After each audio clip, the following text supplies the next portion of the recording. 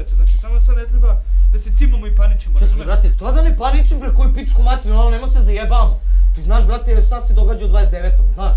Alo, ljudi, ej, odakle malo 200 grama vrhunskog skanka, alo, nije zajebancija, ljudi. Ja.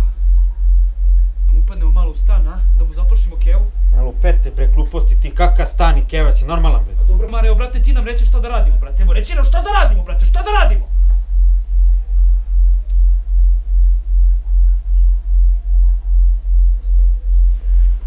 Daću advokata.